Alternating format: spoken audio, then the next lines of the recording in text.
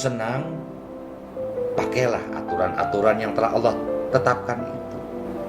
Maka barang siapa yang menganiaya dirinya, merusak dirinya, membodohi dirinya, mereka adalah orang-orang yang berdosa, orang-orang yang menyiksa dirinya sendiri, orang-orang yang menghancurkan dirinya sendiri.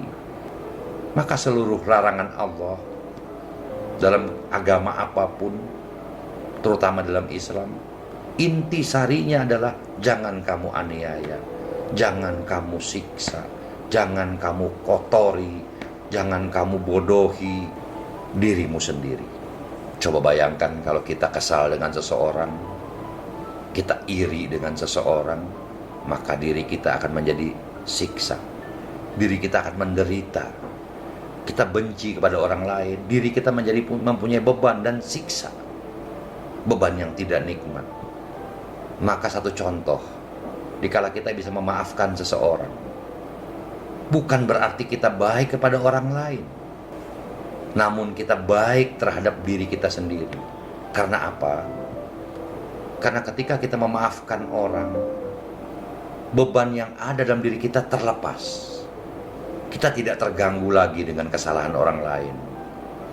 Mungkin dianggap orang kita memaafkan orang lain adalah kita hebat dan kita baik, kita orang yang bijak, tapi tidak. Barang siapa yang bisa memaafkan orang lain atas dirinya, berarti orang tersebut orang-orang yang sayang terhadap dirinya, orang-orang yang menghargai akan diri sendiri, orang-orang yang tidak mau mempunyai beban buruk terhadap dirinya. Nah, inilah memaafkan. Nah, apakah yang dimaafkan itu akan berbuat baik? Itu adalah urusan mereka. Jangan campuri urusan mereka. Tugas kita adalah kita, tugas mereka adalah mereka. Allah telah buat di dunia ini ada yang baik, ada yang buruk, ada yang salah, ada yang benar. Semua silih berganti. Maka kembalilah kita kepada diri kita masing-masing. Damaikan diri kita, tenangkanlah diri kita, bebaskan diri kita dari segala siksa.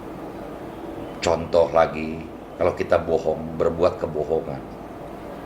Dari kecil kita sudah diajarkan agama bahwa kebohongan itu adalah salah.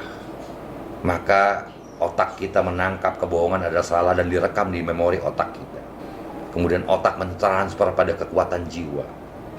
Jiwa di dalam hati itu merekam sebuah keterangan bahwa kebohongan adalah salah. Maka suatu waktu otak ini lupa, pikiran ini lupa berbuat sebuah kebohongan.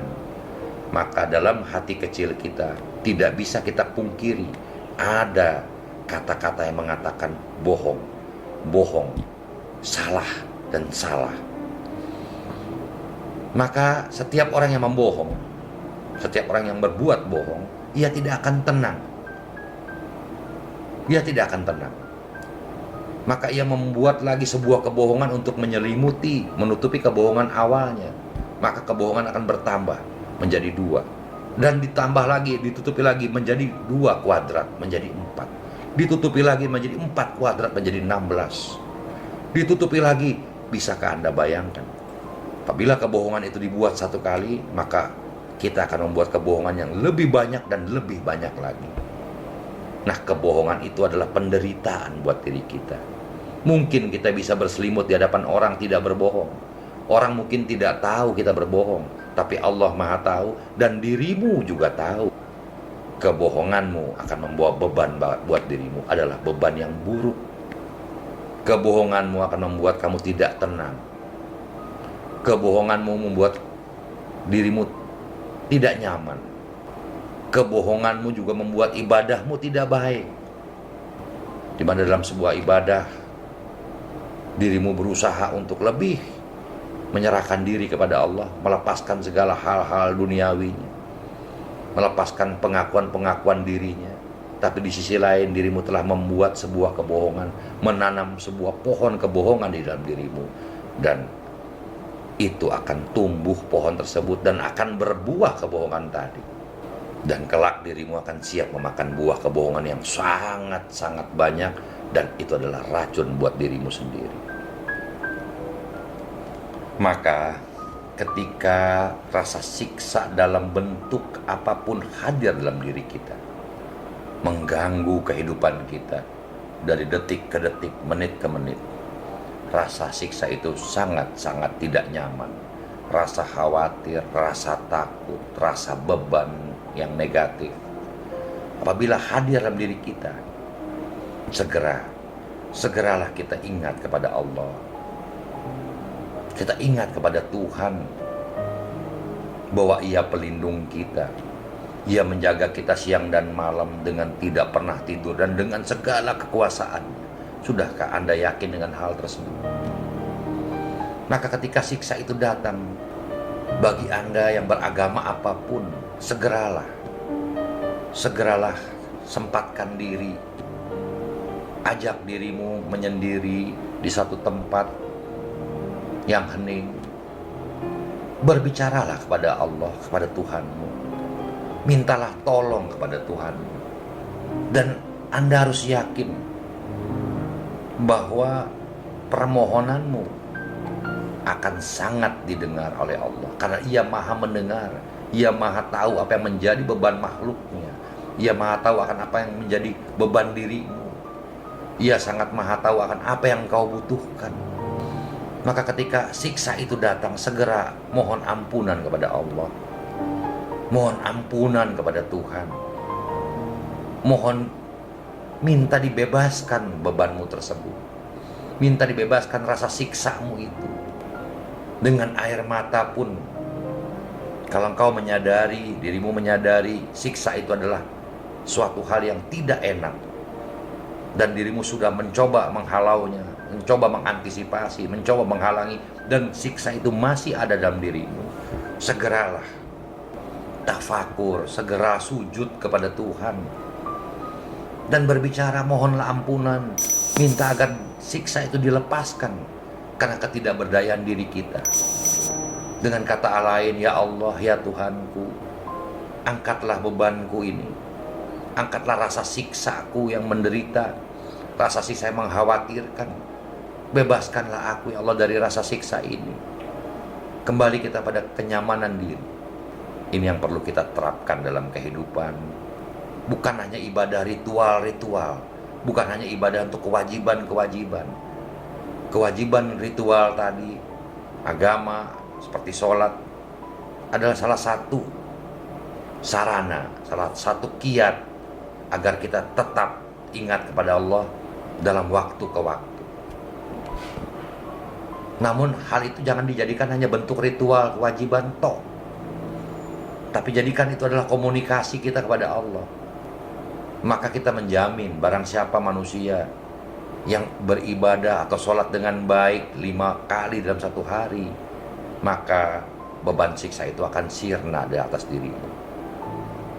Namun kita bisa melihat ibadah tetap baik, rajin, namun siksa terus melanda dirinya. Kenapa? Karena ia melakukan ritual, melakukan ibadah, melakukan sholat hanya karena kewajiban tok, hanya karena takut melanggar kewajiban itu, takut melanggar, dan ia melaksanakan ibadah itu hanya ingin surga, ingin pahala, tapi esensi ibadah itu hilang.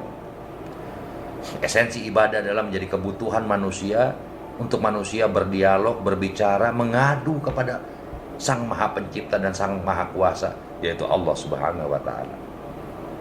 Bicaralah dengan bahasa yang engkau mengerti. Bicara dengan bahasa yang apa yang kamu mengerti. Begitu siksa itu datang, segera ambil sajadahmu, duduk, berbicara kepada Allah. Ya Allah, ketidakmampuanku dalam menghadapi hidup ini, ketidakmampuanku mengatasi kekhawatiran, ketakutan, dan siksa ini. Hamba sudah berusaha, ya Allah, namun siksa ini terus melanda diriku. Maka ya Allah, mohon pertolongan Engkau, lepaskan hambamu dari siksa ini. Berilah hamba kenyamanan, ketenangan, kedamaian di atas kuasa Engkau, ya Allah. Ini harus Engkau utarakan, ini harus kalian utarakan kepada Allah tadi. Tidak harus berbahasa Arab, karena Allah bukan bangsa Arab. Bahasa apapun yang kalian mengerti, lantunkan ke hadapan Allah tadi. Ini sebuah kiat-kiat menghadapi beban dalam hidup ini. Sadarkah kita akan hal ini? Mari kita berlomba dan berlomba ke arah itu.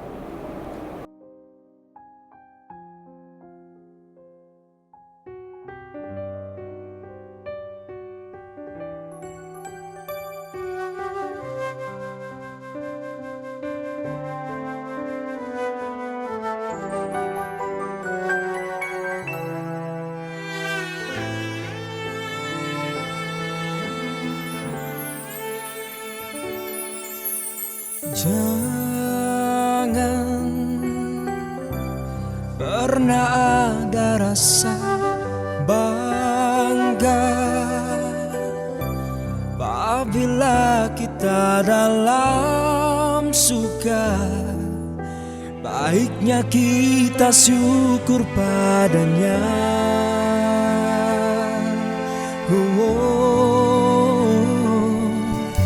Dan jangan pernah ada rasa gundah, dan jangan ada rasa benci, dan jangan pernah engkau menyesali. Tersenyumlah,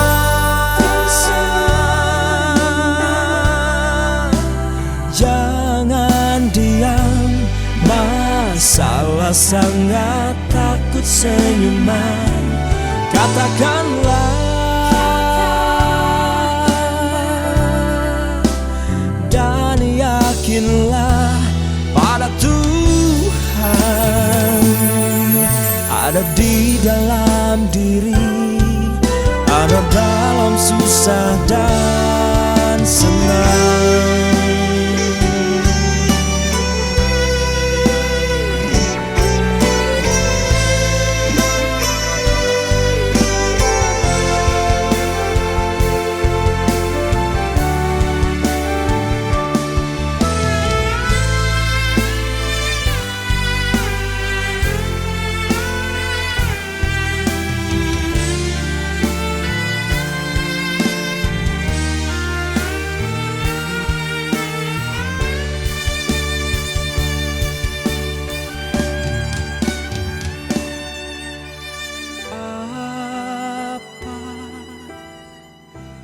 Yang harus kita takut